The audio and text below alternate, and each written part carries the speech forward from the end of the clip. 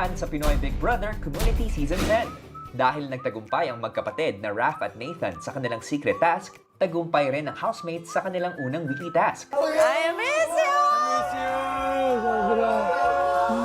Ibibigay ang immunity pass kay Nathan. Mas naging bukas na rin ang lahat sa kanilang mga kwento. My wife has been diagnosed with cancer. And I have to go with my wife. Every treatment with radiation and chemotherapy for 5 days. It's hard to know that there is people that you love is sick. I wish I can take it to myself. Take all the pains. It's hard to be far. Hanggang sa naganap na nga ang kanilang unang Head of Household Challenge.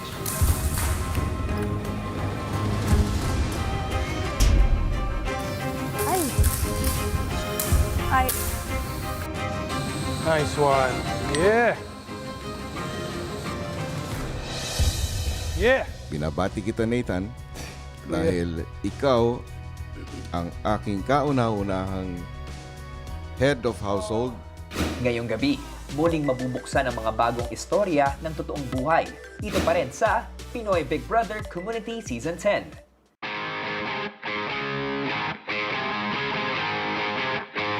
Si Isabel, sinamahang mag-workout si Seham. Oh no, I can't do that. I don't know Like how you to do can. that. Like. Wait. Yeah. It's hard. It's. I don't jump rope.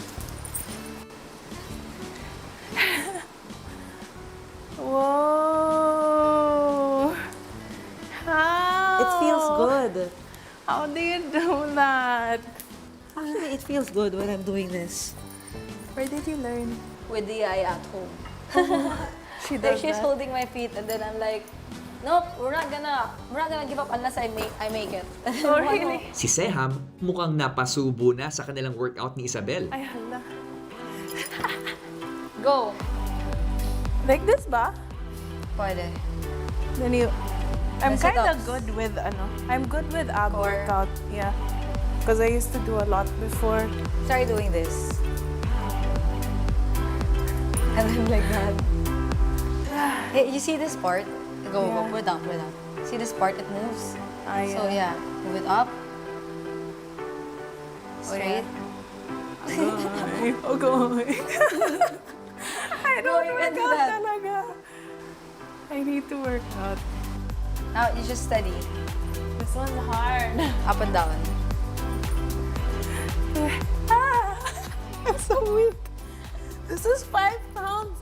Ah, Yeah, 2 kilos each lang. bugat na. Have you tried sumo squats? No. Sumo squats like this. Let's do it together. I'm sliding actually. Bigger, like this. It has to be open like that. Ah, I can't. Is it painful? Yeah, look. Kung si Seham na palaban sa workout, sila sis mukhang may kalaban din sa kusina. Just keep pumping. You wanna put a cover on it, bro? Here. Just put it here, everything here. Thank you. Sorry. Ah! Oh! The heat Why? may be too high. Fats, sometimes Yeah, they fats. pop when it's too hot. Yeah, but Now we have to cook all of those. we need to clean now. I'll clean it later, don't worry. Matapos kumain, isa-isa silang pinatawag ni Kuya para sa isang anunsyo. Ipinatawag kita ngayon dahil kayong mga housemates ay dadaan sa isang task. Kung ano ang task na iyong gagawin ay nakadepende sa mabubunot mo dyan sa kahon sa harapan mo. Oh my goodness. Bigla akong kinabahan, kuya. Kuya, baka may ipis dyan, ha? Sige, bumunot ka na.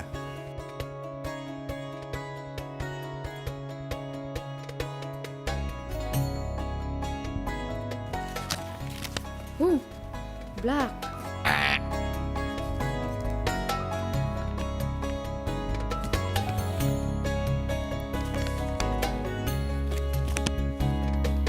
Kung ano ang magaganap ay malalaman ninyo sa takdang panahon.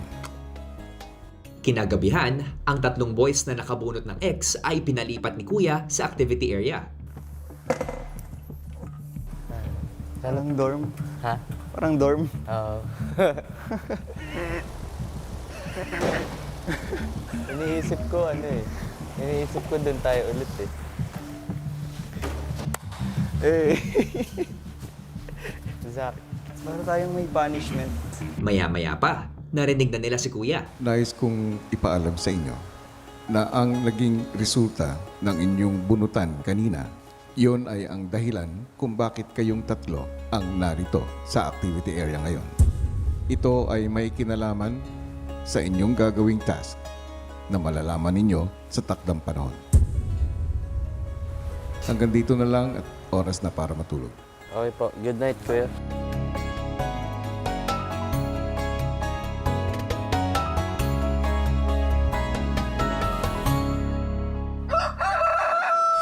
Kinabukasan, sabay na nagising ang housemates na nasa hiwalay na area ng bahay. Lahat tayo'y may pagkakaiba. Sa tingin pa lang ay makikita na iba't ibang kagustuhan. Ilang sandali pa, tinipo ni Kuya ang mga nasa loob ng bahay. Housemates, Yes po. Yes. Yes, Kuya. isa-isa ko kayong ipinatawag para malaman sa pamamagitan ng pagbunot kung ano ang magiging papel ninyo sa haharapin ninyong pagsubok. At dahil dito, tatlo sa inyo ang magiging trabahador para sa inyong susunod na task. At narito sila ngayon.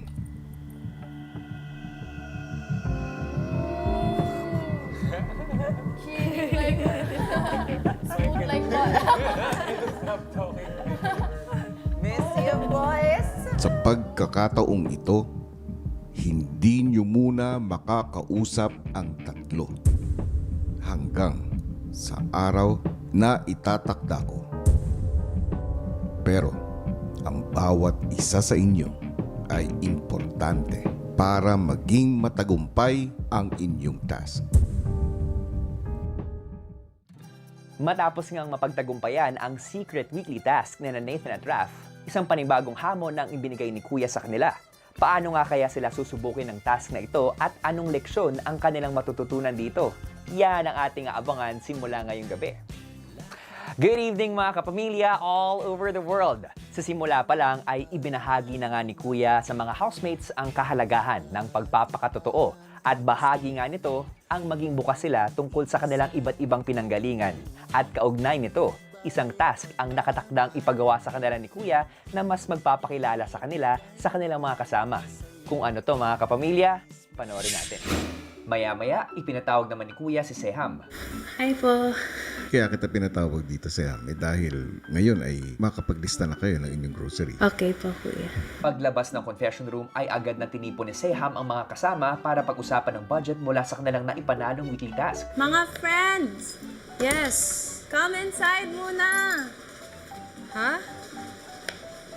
What's that? Isa-isa nang tinignan ng mga housemates ang mga items sa grocery list. Which is the most important right now?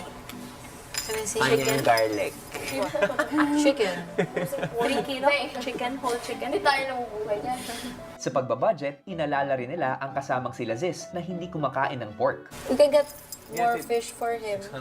You know what? You can get more tilapia. Can we get more chicken? Yeah, get more chicken. More. Breast. Wings. Yeah, I can make my wings if Yeah. The problem with But the wings, thing is, I don't have the the problem with sauce. wings Hindi is natin there's a alam lot kung of gano'ng bone. kalalaki. Yeah. Oh yeah, true. The breast is compact Portion with meat. Patuloy na in-explore ng housemates ang grocery list habang nagpaplano ng budget. Seedless great. You can make fried rice lang. Since we don't have time to prepare. Utang muna tayo kay Big Brother. Si Jin na ibahagi naman sa mga kasama kung paano sila nagbabudget sa kanilang tahanan. 5 kami magkakapatid pero hindi pa kumakain yung isa. So 4 kami. Baby, Tapos may na si mama, na si papa, ulam namin. Yung isang sari-sari na ano ba, yung gulay. Tapos pag niluto yan, maliit lang talaga. Kinakasya namin lahat. Tulad din yung sardinas. Ganun, sinasabaw namin. Kung ang mga housemates sa loob ng bahay natapos na ang pagbabudget, ang mga napunta naman sa activity area, I think nag-jumping jack si Kap. Cut! Sana all. I For think, the next task, do you have any idea? They'll be the workers daw. oo. Hindi ko nga alam eh. I'm thinking, in the activity area, they'll need to do something, tapos they'll be wearing blindfolds. And we will, from They can here, only hear our voice. yeah, from here, no? Hinili tayo ni Kuya. Tatlo tayo. Tatlo yung chosen three. Yeah. Kasi mas malaki yung magagampanan natin. Kasi nandito tayo. Because, ano yung narinig nyo? Many are called, but few are chosen. Eh! Sina Isabel at Nathan, muling napag-usapan ang kanilang pinagdaanang task. Namimiss ko si Raf talaga, literal. Kasi hindi kami makapag-usap masyado eh. Actually, I told Kuya that I'm kinda shy to really open up to people here about my life. Why? Kasi parang like, I hear about budgets, I hear about, parang ganyan ba? I didn't really open up to people, like, about like how comfortable my life is. Because Yeah. I live a really comfortable life. Oh, I know. I admire you for taking the leap. I'm always like in my comfort zone. Oh, Like diba? I'm always like provided for. I'm always being served. So parang for Totoo. me right now, it's so nice to be able to serve other people. Oh, totoo yan. It's so nice to like Imagine you were cooking food, serving cooking without any assistance. Because when I cook at home, I have like 2 or 3 assistants. sa bahay. Yeah. And I bet like the one that you're living in Leyte must be like Ayala Alabang type, no? No, hindi siya village. It's like A house lang. a house lang. My dad kasi doesn't like na mayroon kaming guard sa house. So, yung mga Bakit? guard namin is guard dogs. Tapos yung electric, para any time of the day, you can just remote control it. But I told Kuya, like, I'm just so shy to like, I'm super loud also, but like, of course, like, I'm kind of older, so parang I'm trying to tone That's down. humility. Pero so I'm Lahat. looking forward to, like, living this kind of life na slightly, parang hindi siya like, the most comfortable for me. Yeah, it's really interesting how they selected the people inside here. Kasi para magkakaiba talaga tayo. Yeah. No? Maya-maya, ipinatawag ni Kuya sina Nathan at Tamara. Lahat kayo ay nanggaling sa iba't ibang larangan at antas ng buhay. Ngunit kayo ay pinagtagpo para magsama-sama sa iisang bahay at bahagi ng isang community. Upang mas maipakilala ninyo ang inyong mga pinanggalingan, ay inaatasan ko kayong bumuo ng isang Big Brother subdivision na sumisimbolo sa inyong samahan. Okay, Kuya. So, isang subdivision pero may kanya-kanya kaming bahay. Diverse type of houses. Iba-ibang uri ng pinanggalingan. Pero iisa ang subdivision kaya magkakasama pa din. Susunod! Nais kong ipakilala ninyo ang inyong mga pinanggalingan sa pamamaraan ng pagsasama-sama ninyo ng inyong mga bahay sa iisang Big Brother subdivision. Gagawa tayo ng isang Big Brother subdivision. Gagawa tayo ng bahay. Pero it's a representation of our house daw. Bawat bahay doon. So we're gonna build one. Once we have go no out, idea. we have to do it Malalaman natin. all together. Matapos nito, lumabas ang mga housemates sa garden area at nakita ang ilang mga larawan. My God! This is my house. This is my house. May pusa ka! Oh my God! Sa akin lang po talaga yung naiba, Kuya. Kitang-kita po talaga na naiiba yung sa akin, Kuya. Very unique. Wait, what will happen? We'll share the same. Sa amin. Same. Kailan to? Ba't hindi ko to alam? Namangha naman ang lahat sa bahay ni Isabel. Yung bahay ni Isabel. Bawal pala. Isabel, your house. Isabel, your house. Can you adopt me? At nakita ko yung kanya, ang laki. Ang ganda. Tapos ang dami pa nilang mga vehicles. Hindi. And that's just the parking, yo. Oh, it's a backyard. Ang backyard pa lang Where yan. the boats are. Me and Jean can stay Ayun ang boat, here. oh. Me and Jean. Dinala ng mga housemates ang litrato ng kanilang mga bahay. At pagdating sa living room, Sino yung pinakamalaking bahay? Sino kaya to? Housemates, ang hawak ninyo ay ang kanya-kanyang itsura ng inyong mga tahanan. At kagaya ninyong lahat, kayo ay nagkatagpo-tagpo dito sa loob ng aking bahay. habang nagbibigay ng anunsyo si Kuya, si Isabel naging emosyonal.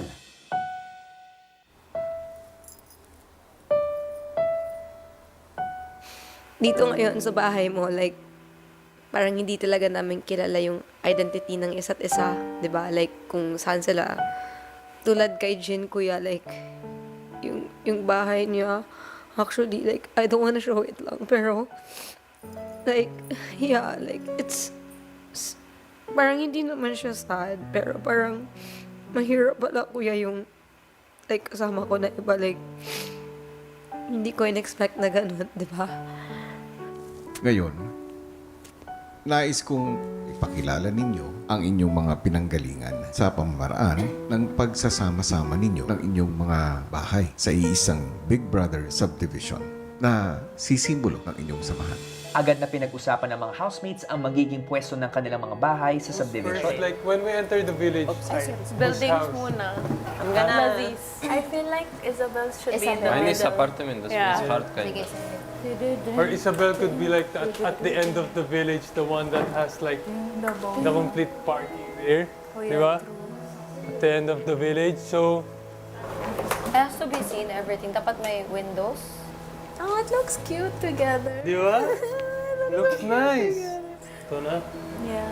And then, And then Isabel having the parking at the end of the road. This is the for the boat. For the boat. Backyard pa lang yan, no? Parang painting lang eh. Yeah. The Backyard pink pa lang yan, floor. pwede na tayo tumira dyan, Jin. Pwede na tayong pito dyan. Lahat na tayo dyan. Matapos ihilera ang kanilang mga bahay, isa-isang nagbahagi ang mga housemates tungkol sa kanilang mga tahanan. So this is my home. This was unfinished. Kasi walan kami ng budget. Alam mo, every morning umaakit ako dito before ako pupunta ng school para makita ko yung sky. So yeah, I really love my house, even though it brings so much memories, lalo na my dad. My dad and I would always be here. We would always watch movies with my dog. So yeah, this is my favorite place, the living room talaga. Sumunod namang nagbahagi sila Ziz. So, this is Uzbekistan, Tashkent City, and this is apartments. That's where I grew up. That's where my mom grew up. And this is our apartment on 5th floor. In 2017, I left home, Uzbekistan, when I was 18 years old. So I saved money, and then on 2019 I came back and renovate. I order brakes, I order windows. 10 years when I was like 11 years old, I was cleaning a refrigerator. Because it was old refrigerator, you need to clean it, the ice, you need to remove it. And then I broke the refrigerator. So Freon got out, so you cannot fix it back. And there was also no budget to buy new ones. So we was a long time without refrigerator. So I promised also, I said I will buy you a new one. So I make another promise. Before I left on September 2019, I said, okay, we keep this apartment, I will work harder and I will buy you a house. So that's my next destination, my next goal. So welcome home to our little sweet home. The very cutest. So ito yung bahay namin. Yung sementeryo, sa likod nito ng bahay namin, meron yung pader. Actually guys, itong bahay namin, nung ako, since elementary hanggang nag-senior high ako, kinakahiya akong bahay ko. Nakakapunta na ako sa mga bahay ng mga kaibigan ko, pero nung time na sinasabi na nila na, punta naman tayo sa bahay nila Jean, nire-reason ko talaga, ay wag dun guys, maingay, maraming bata. Yun yung mga time na ayokong ipakita sa kanila yung bahay ko. Kasi napapansin ko kasi yung mga bahay ng mga kaklase ko, puro bato. Sa akin lang talaga yung yung kubo ba. Habang ini-explain niyo yun, mapapansin mo bahay namin gawa sa bato.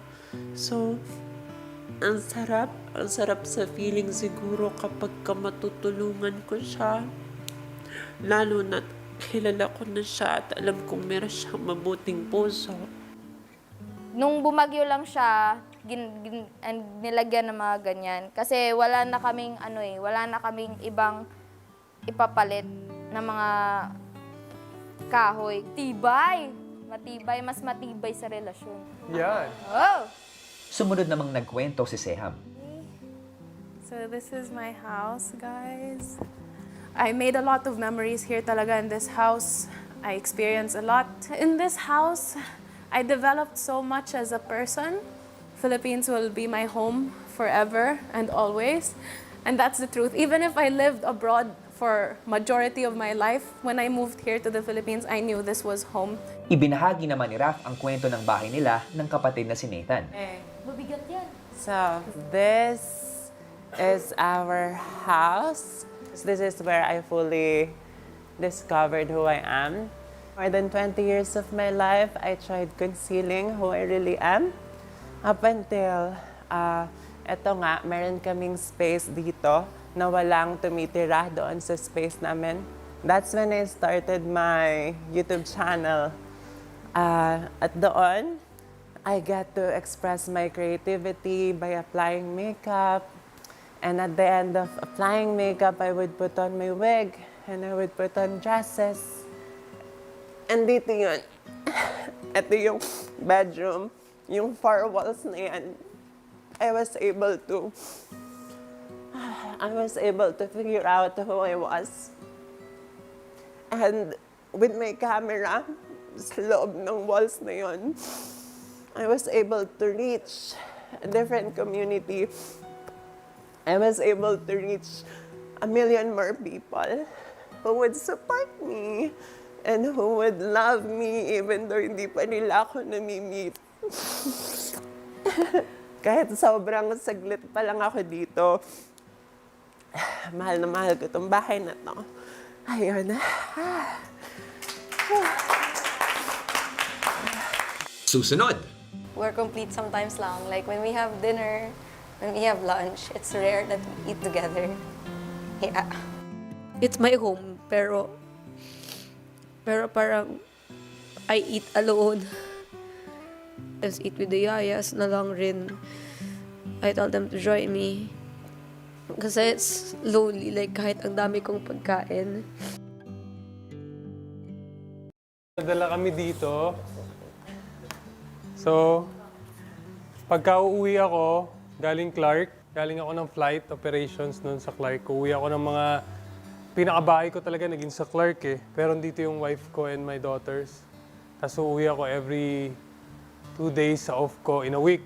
Kasi yung parents ko nasa church eh. Resident pastor kasi ang dad ko. So, kung saan ka nakasay na church, doon ka nakatira. Kaya sabi ni Rap, dami namin natiran. Nabotas, Tondo, Quezon City, natira rin kami. Santa Mesa. So, we've been all over Metro Manila. So, ang binigay nitong bahay na to is kahit pandemic, para kaming magkakasama pa rin ng mga sister ko and my brother-in-law at yung family nila. And we have the parents of my brother-in-law and the grandma. So, we are complete there. When there's a celebration dito sa garage na yan, naglalatag kami ng mga table, tapos kakain kami ng sabay-sabay. I'd rather have that kesa yung kami lang talaga. So, one big happy family. Huling nagbahagi si Isabel. Oo, parang pink-pink. Pwede i-display. Ito yung sunlight sa kabila. Oh. Actually, tapos pa lang yung bagyo, kaya ganyan yung tree. Yeah. Na-shy rin ako po, kuya, kasi they would tease na, ang laki ng bahay, ganyan ba? And then parang I was trying to like not really show completely like how comfortable my life is outside ba. Parang we have to like humble ourselves talaga. My dad always reminds us to do that. This is in Catbalogan because I live in different houses. So, this is in Samar naman. When I was born, this is the house I went home to. Actually, hindi to talaga parang, this is reclaimed kasi. So, parang dagat lahat talaga. Tapos may nag-stick out, which is kami. Tapos yun. Yan na yung house namin. This is like a beach house. Beach house. Parang beach rest house siya. Kasi like around this area, sea na siya lahat. Ganda. Oo. Tapos, this is the backyard. There's still a rest house dito, part. Then that's where the house is. It's glass sa taas. It's all glass. But then, yeah, it brings back so much memories sa akin. Kasi like, when I was young, I didn't really grow up in this house. I only see this house twice a week. on Saturdays and Sunday kasi I spent most of my time in Tacloban. In this house, you see, there's a lot of water sports. There's the kayaks here. There's a rubber boat. That's a smaller speedboat. Wow. And then, this one naman yung naghihila ng mga jet ski. Kasi yung aming panghila ng mga jet skis, yung chain had a problem. So we used this car, spare car, to hila yung mga jet skis, mga water sports namin. So yeah, like it's a happy home naman.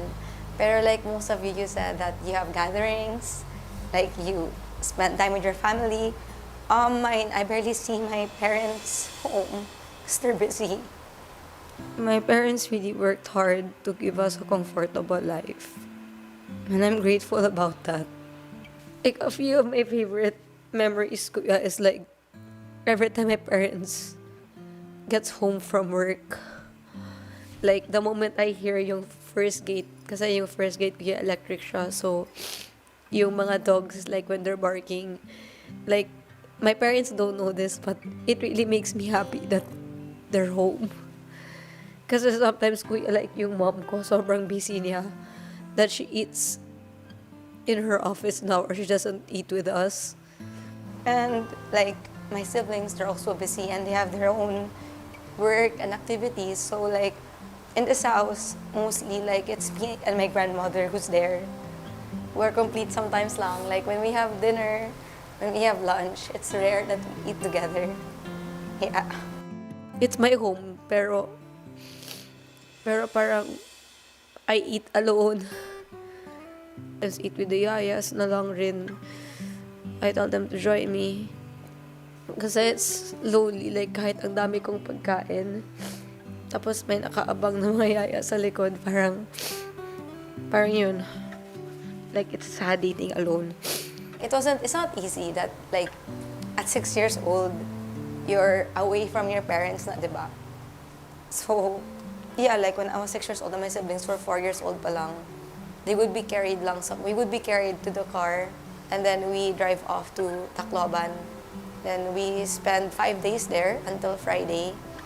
Then we go home to this home on for Saturdays and Sunday. And that's a routine. Doon sa Tacloban, kasama lang namin po yung yaya namin. So, ever since I was young, sila yung kasama na namin. Tapos, without them, I wouldn't be who I am right now. Without them po, kuya, like, life wouldn't be as easy. Diba? Kasi like, dito ngayon, kuya, like, I'm cooking, you know, for my co-housemates. Parang ang sarap mag-jet ski. But yeah, visit me when We'll like, go there. Yeah. We'll go there. It's very simple lang, like doon sa amin, like simple lang yung buhay. Lahat, like, it's a happy home naman. We will go there. Housemates, sa pagtatapos ng pagbabahagi ninyo sa kanya-kanyang istorya ng inyong mga bahay, nais kong magpasalamat dahil bukod sa mas nakilala nyo pa ang isa't isa, mas naipakilala nyo pa ang inyong mga sarili sa akin. Naway sa pagdating ng panahon na kayo ay nasa labas na ng aking bahay, ay maibahagi nyo rin sa buong mundo ang mga pagkakaibigan na nabuo ninyo dito sa aking tahanan. Ang tahanan kong ito ay nais ko ituring nyo na bahay nyo rin saan man kayo mapunta. Maraming salamat, housemates.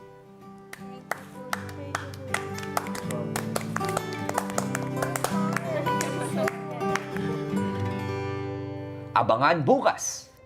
Housemates, sa haharapin ninyong panibagong linggo ay masusubok ang inyong pasensya, lakas at pagkakaisa. Para sa inyong weekly task, gagawa ng isang bahay sa activity area na gamit ang iba't ibang materyales. Sa paggawa nito, hindi nyo maaaring direktang gamitin ang inyong mga kamay. Kung mapagtagumpayan nyo ang task na ito sa pagtatapos ng linggo, may kaakibat pang makabuluhang gantimpala ang nag-aabang sa inyo. Okay. Medyo mahirapan kami dito kuya pero magkakaisa naman kami ng mga housemates. Gagawin po namin lahat na makakaya namin para magawa po yung weekly task.